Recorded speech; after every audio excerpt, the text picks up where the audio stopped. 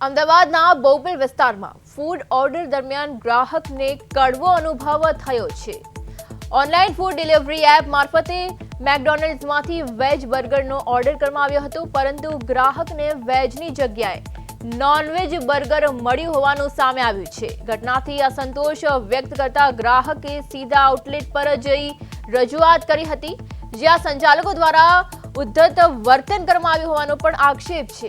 ગ્રાહકના જણાવ્યા મુજબ સ્ટોર સંચાલકોએ ભૂલ સ્વીકારવામાં પણ આનાકાની કરી હતી, સાથે જ કિચનમાં વેજ અને નોનવેજ વસ્તુઓ સાથે રાખવામાં આવતી હોવાના ગંભીર આક્ષેપ પણ કરવામાં આવ્યા છે। સમગ્ર મામલે ગ્રાહકનો અનુભવ સોશિયલ મીડિયા પર ચર્ચાનો વિષય બન્યો છે અને લોકોમાં પણ ભારે રોષ જોવા મળી રહ્યો છે।